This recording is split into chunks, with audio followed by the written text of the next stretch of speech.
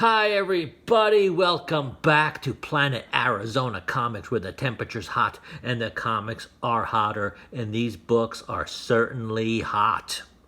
If you saw my last garage sale haul video, I mentioned the positive sign that there were so many Craigslist ads that featured sales that had comic books. And I mentioned that might be a good omen of things to come this garage sale season here in Arizona. And just the next week, this morning, I found the best selection of books and easily the best pickups in the last couple years at any garage sale. Just some really good stuff. It was in a 55 plus community, so that was right off the bat a good sign that that this person would have some good older books. Not as old as I would have liked, but some good stuff. So let's get into it as someone comes in through the pet door. First thing, well, let me just say there were 6 long boxes at this one. X-Men, Wolverine, Punisher, ASM, what else? Web of Spider-Man, Spectacular Spider-Man, and then another box that had like sets of things. So, some good stuff. I'll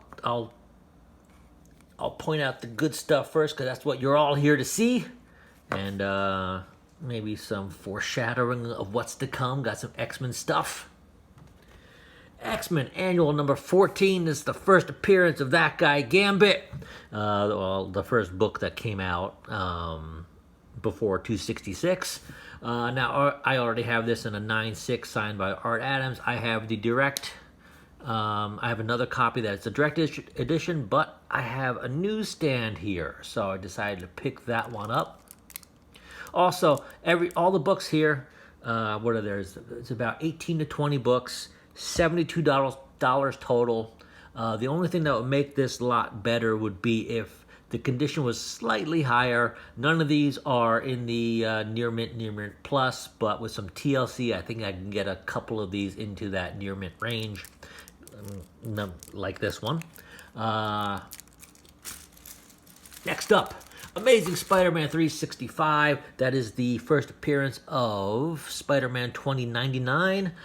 I already have a copy of this, but again, I do not have a newsstand, so I decided to pick it up. Unfortunately, it didn't see this. I don't know if you can see in the light. There is a nice little crease right here. Because this is one of those thick cardstocks, that's not going to come out. But anyway, this book is kind of popular right now, and as soon as we see a trailer for the next Spider-Verse movie where you see Spider-Man 29, this book's going to shoot up, mark my words. Happy to pick this up in a newsstand. Also happy to pick this up, Wolverine number 27. This is a classic Jim Lee cover, and if you grew up in the 90s, you will recognize this also as the cover of the Wolverine Nintendo game. Never had this. This has always been kind of a popular, book that shops and people tend to overvalue. So this was at the sale and snatched it up, no problem. X-Men number 282, first appearance of Bishop. I already have a copy, but a few years ago at a con, I decided to get it signed by Will Pertasio. Really nice guy, very talkative. If you see him at a con, definitely recommend going up to him because he's a great talker. Loves to talk to his fans. So I was able to pick up another one of these that did not have a signature, and also picked up the one that was behind it. And also, up there, the one that was behind that.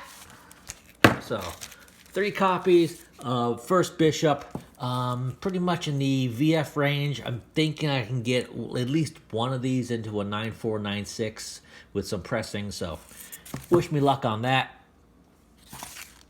Next up, Wolverine 17.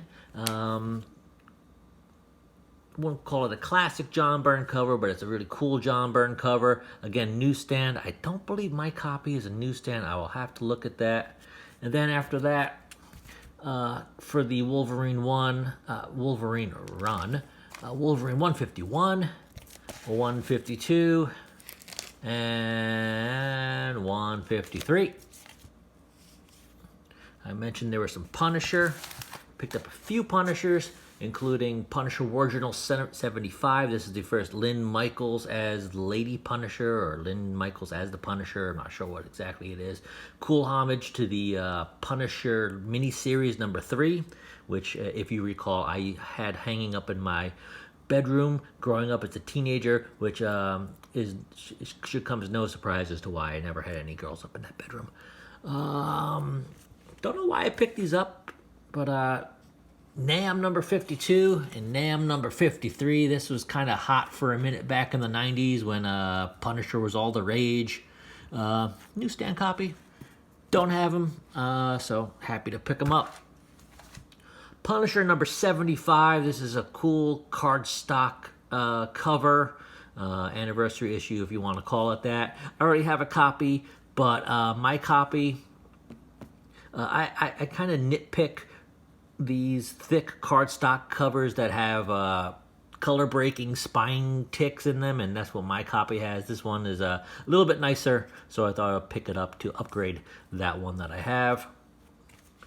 Punisher 93, a nice clean white Punisher cover towards the end of the run. I believe it ran 104 issues. Punisher Annual number 2. This is the first meeting of the Punisher and Moon Knight, and picked up the one that was behind it. So, also have a newsstand copy that I had originally off the shelf, off the rack. So, got a couple of these. And rounding out the last few, Web of Spider-Man number 95, and a cool Venom. I mean, this is just 90s Venom and Ghost Rider and Spider-Man all together in one book.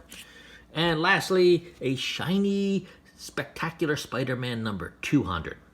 All right, that's what I got for you this week. Let me know what you think. Let me know what you're picking up. Let me know what you think I should be picking up. Thanks for stopping by, and we'll see you next time.